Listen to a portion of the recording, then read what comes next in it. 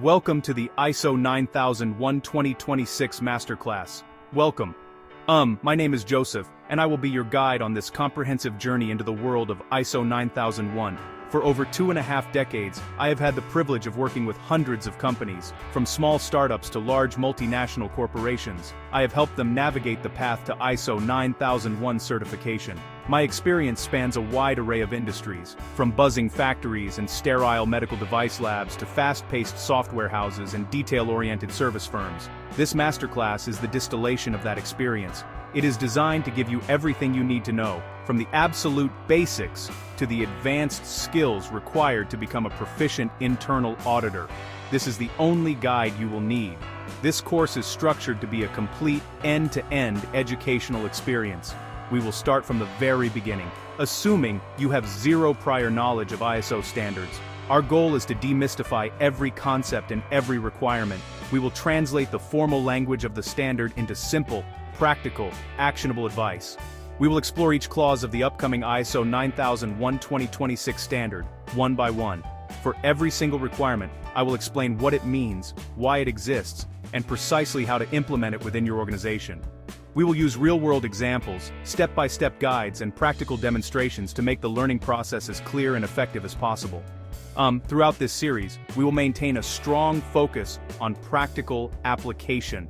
This is not just a theoretical lecture. This is a hands-on playbook for implementation and auditing. We will look at mandatory documents, essential records, and helpful templates you can adapt for your own business. I will share common mistakes that companies make and, more importantly, how you can avoid them. We will then dive deep into the world of internal auditing. I will teach you how to think like an auditor, how to plan your audits, what questions to ask, what evidence to look for, and how to write effective audit findings. This will empower you to drive real improvement within your company. Our visual approach is designed to enhance your learning. Expect to see clear, modern graphics, animated diagrams, and practical flowcharts that bring complex processes to life. We will use high-quality footage from real business environments, factories, offices, warehouses, service centers, to show you what a quality management system looks like in action.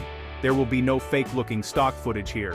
Every visual element is chosen to provide context and clarity.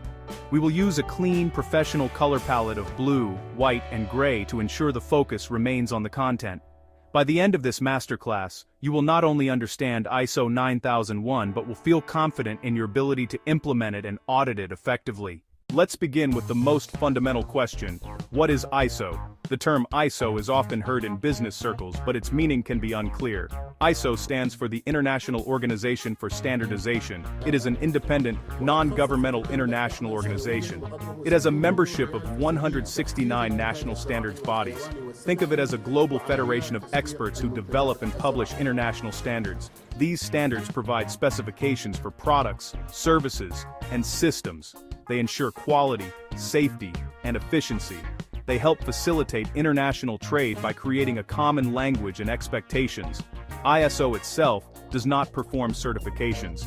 It creates the standards that certification bodies use. So, what then is ISO 9001? ISO 9001 is the international standard specifying requirements for a quality management system, or QMS. A QMS is a formalized system that documents processes, procedures, and responsibilities for achieving quality policies and objectives.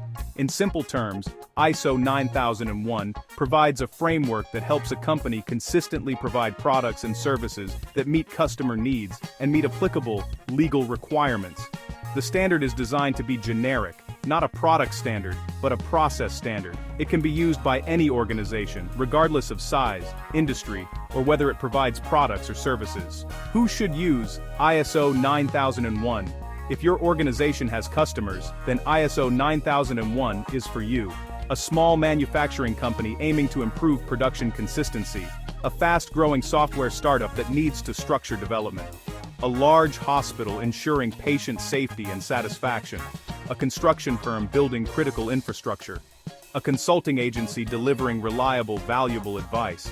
The standard is applicable to business owners, quality managers, engineers, and anyone in a role that impacts the customer experience. It doesn't tell you how to run your business. Instead, it provides powerful questions and requirements that force you to define how you want to run your business to achieve quality.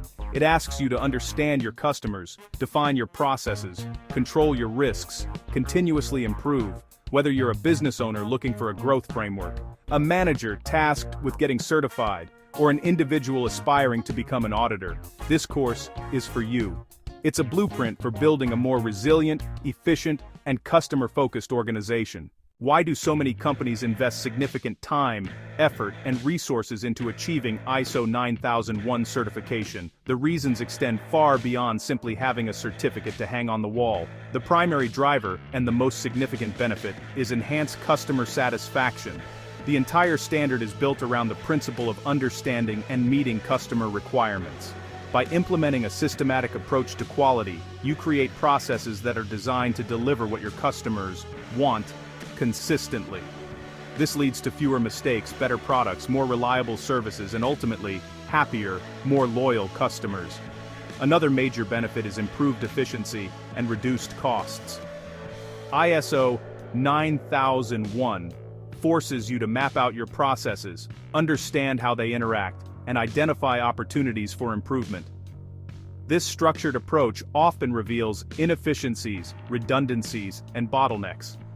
By streamlining processes, clarifying responsibilities, and focusing on preventing problems, companies can significantly reduce waste, wasted materials, wasted time, and wasted resources. A well-implemented QMS directly translates to a healthier bottom line. Certification also opens doors to new markets and enhances your company's credibility. Many large corporations and government agencies require their suppliers to be ISO 9001 certified. Certification acts as a passport to trade, demonstrating to potential partners that your organization has a credible system for managing quality. It levels the playing field, allowing smaller companies to compete. This external validation builds trust. It is a powerful marketing tool that says, "We are serious about quality." Finally, one of the most profound benefits is the creation of a culture of continual improvement. ISO 9001 is not a one-time project. It is an ongoing commitment. The standard requires you to regularly monitor your performance, gather data, analyze it, and take action to improve. This creates a powerful feedback loop. It encourages employees at all levels to look for better ways of working. It moves the organization from a reactive firefighting mode to a proactive, forward-looking one. The most common myth is that ISO 9001 means tons of paperwork and useless bureaucracy. This might have had a grain of truth in older versions, but it is certainly not the case today. Modern versions of ISO 9001 are far more flexible. The standard requires you to maintain documented information, but it does not prescribe how. Another prevalent myth is that ISO 9001 is only for manufacturing companies. This is completely false. The standard is generic and used by millions across sectors. For a service company, the product is the customer experience. ISO 9001 helps you define that experience, train staff to deliver it, and gather feedback to improve it. The principles are universal. A third misconception is that getting certified is the end goal. This mindset is a recipe for failure. Achieving certification is a milestone, not the destination. The real value of ISO 9001 comes from using the system every day to run a better business. Finally, many people believe that ISO 9001 will solve all our business problems. This is an oversimplification. ISO 9001 is a powerful framework, but it is not a magic wand. It provides the structure to identify, analyze, and solve your own problems. Success requires strong leadership commitment, active employee engagement, and a genuine desire to improve. What it will do is shine a bright light on these issues and provide a systematic process for addressing them. At the heart of ISO 9001 are two fundamental concepts. The first is the PDCA cycle, Plan, Do, Check, Act. It is a simple, iterative method for continual improvement. Plan is where you establish objectives. Do is the implementation. Check is where you monitor and measure results. Act is where you take actions to improve. This cycle is the engine that powers your quality management system. This PDCA cycle works in harmony with the process approach. This means managing your organization not as a collection of siloed departments, but as a system of interrelated processes. A process is any activity that takes inputs, adds value, and produces an output.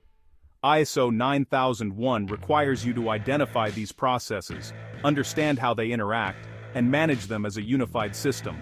Another key principle is risk-based thinking. This is a proactive approach. Instead of waiting for problems to occur, it requires you to systematically consider potential risks before they happen and take action to prevent them. This concept is woven throughout the entire standard. A risk is the effect of uncertainty, but it can be negative or a positive opportunity. The second, and arguably most important principle, is customer focus. This is the bedrock of quality management. It means that everyone in the organization, from the CEO to the person on the production line, understands how their work ultimately impacts the customer. It means actively seeking out customer feedback and using that information to drive improvement. Pause for a moment and think. What evidence could you show an auditor to prove your customer focus? While processes and documents are tangible, the invisible force that holds it all together is your company's culture. A true quality management system is a shared mindset. A strong quality culture starts at the top, with leaders who visibly champion quality in their words and actions every single day. It is what transforms a compliance exercise into a genuine business transformation. Let's explain Clause 1, Ikaw den. What's Clause 1 in very simple English? It says, this standard is for you if you want to prove you can consistently deliver what your customers and the law require. Why does this clause exist? What problem is it solving? The scope clause solves the problem of ambiguity. It forces an organization to explicitly state what parts of the business are managed under the QMS and which are not. Let's take a real business example. A machine shop has 2 manufacturing plants and a separate design office. They decide to certify only the manufacturing plants. What documents are required? A documented scope statement is mandatory. It might read, the design, manufacture, and testing of precision metal components at Plant A and Plant B. Optional documents like a full process map can provide helpful context. How do you implement this? Step 1. Assemble a cross-functional team. Step 2. Map your products, services, and sites. Step 3. Draft a clear scope statement. Step 4. Secure approval from top management. A common mistake is a scope that is too vague or excluding activities without a documented risk-based justification. Auditors detect this by asking for specific examples and evidence that your exclusions don't impact the customer. How do you audit this clause? Request the documented scope. Then, on the factory floor, ask the supervisor, show me a product you made today. Trace its records. Does the reality on the floor match the boundaries defined in the scope document? Here's a practical example. The auditor finds shipment records for a product family that was not included in the scope. This is a potential nonconformity because the company's operations are not accurately reflected in their QMS boundaries. The key takeaway for Clause 1, be specific, justify your exclusions, get it approved, and make sure it reflects what you actually do. Clause 2, normative references, is simple. It points to other documents that are essential for applying the standard correctly. For ISO 9001, the key reference is ISO 9000, which contains the fundamental concepts and vocabulary. Clause 3, terms and definitions, states that the vocabulary defined in ISO 9000 applies. This ensures everyone, your team, your suppliers, and your auditors, is speaking the same language. Understanding these terms prevents misinterpretation of the requirements. For implementation, keep a copy of ISO 9000 handy. For auditors, verifying that key personnel understand these core terms is a quick way to check the depth of the organization's quality culture. Clause 4.1 asks you to understand your organization's context. In simple terms, what internal and external issues affect your ability to achieve quality? This is your strategic analysis. Tools like SWOT or PESTLE are perfect for this. Clause 4.2 builds on this by asking you to identify your interested parties or stakeholders and understand their relevant needs. Who cares about your quality performance, and what do they expect from you? Why do these clauses exist? To ensure your QMS is grounded in reality. A system that ignores business context and stakeholder needs is irrelevant and doomed to fail. For a software company, a key external issue might be cybersecurity threats. A key customer expectation is uptime. Therefore, their QMS must include processes and objectives for security monitoring and achieving their service level agreement, or SLA. The standard requires you to maintain documented information on this analysis. A simple register is perfect. To implement, hold a workshop with your team, identify the issues and parties, determine which of their needs are relevant to your QMS, and document your conclusions. How do you audit this? Ask top management about the biggest risks and opportunities they see. Then, ask to see the context register and risk assessments to verify that their strategic thinking is formally captured and acted upon by the QMS. Clause 4.3, determining the scope, directly follows from your analysis. Based on your context, stakeholders, products and services, you must define the boundaries of your QMS. Finally, Clause 4.4 requires you to establish and manage the processes needed for the QMS and their interactions. This is the heart of the process approach. You must map your processes and understand how they work as a system. A hospital might scope its QMS to cover clinical services, but exclude the cafeteria. However, they must still control the interface, ensuring food hygiene doesn't create a risk to patients. Their process maps would then detail every step from patient admission to discharge. To audit this, take the process map and walk the floor. Does the documented process match reality? Ask the process owner how they measure performance and what KPIs they track. This verifies that the process is not just mapped, but actively managed. The key takeaway for Clause 4, look outside and inside, know who you're accountable to, draw your boundaries, and map the system that operates within them. Clause 5 is simple but non-negotiable. Top management must demonstrate leadership and commitment to the QMS. This isn't passive support, it's active, visible championship of quality. A key example is the quality policy. Management must establish a policy that is appropriate, provides a framework for objectives, and is communicated throughout the organization. They must also ensure roles, responsibilities, and authorities for the QMS are assigned and understood. When auditing leadership, interview top management directly.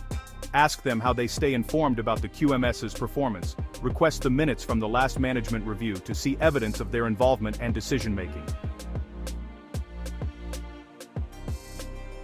Clause 6 is where you plan your actions. Based on the context and stakeholder needs you identified, you must determine the risks and opportunities that need to be addressed and plan actions to tackle them. For example, if a key risk is a single-source supplier, a planned action would be to qualify an alternative. The organization must also set measurable quality objectives. These are not vague wishes, they are specific time-bound targets that align with the quality policy. To audit planning, request the risk register and the quality objectives. Look for the golden thread.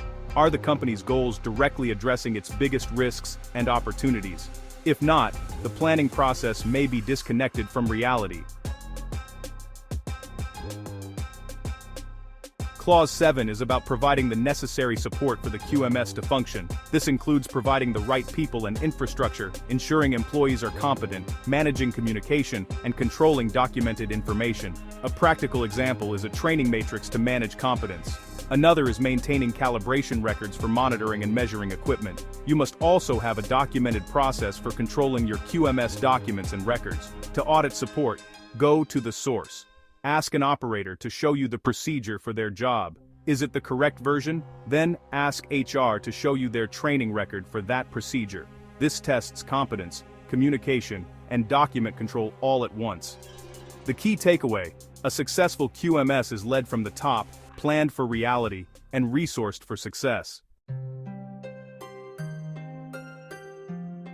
Clause 8 says, Albazen Date is the do part of PDCA. It starts with 8.1 Operational Planning and Control, where you plan how you'll make your product or deliver your service. Then 8.2 Requirements is about making sure you fully understand what the customer wants and confirming you can deliver it before you agree to the order. If you design your own products, Clause 8.3 Design and Development requires a structured process with reviews, verification, and validation.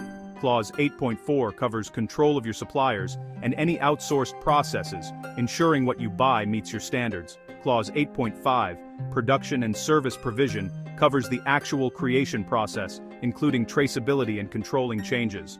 Clause 8.6, Release, ensures you don't ship a product until it has passed all its checks. Finally, 8.7 is about controlling non-conforming outputs, making sure bad products are identified and don't accidentally reach the customer. The best way to audit Clause 8 is to follow the thread. Pick a single customer order and trace it all the way from the initial request through design, procurement, production, and final release. This will test every part of your operational system. Clause 9 is the check phase. It requires you to evaluate the performance of your QMS. This is done through 3 key activities. 9.1, monitoring and measurement, where you track your KPIs. 9.2, internal audit, your self-check to find gaps. And 9.3, management review, where top management reviews all the data and makes strategic decisions. Required documents are critical here. Auditors will ask for your customer satisfaction data, your internal audit reports, and the minutes from your management review meetings. These records prove that you are actively checking your system's health. To audit Clause 9, go straight to the outputs. Review the management review minutes. If you see lots of data presented but no decisions or actions for improvement, it's a sign that the check phase is broken. A management review must result in action. Clause 10 is the act phase. It's about improvement. This includes 10.2, reacting to problems through a formal non-conformity and corrective action process, where you must find the root cause and prevent recurrence. It also includes 10.3, proactively seeking continual improvement to enhance performance. Key documents here include your corrective action records. You must be able to show a clear trail from problem to permanent solution. You should also have evidence of proactive improvement, such as an improvement register or minutes from Kaizen events. When auditing improvement, don't just read the paperwork. Pick a corrective action that was closed 6 months ago. Go to the process and verify that the fix is still effective and the problem hasn't come back. This is the ultimate test of your improvement process.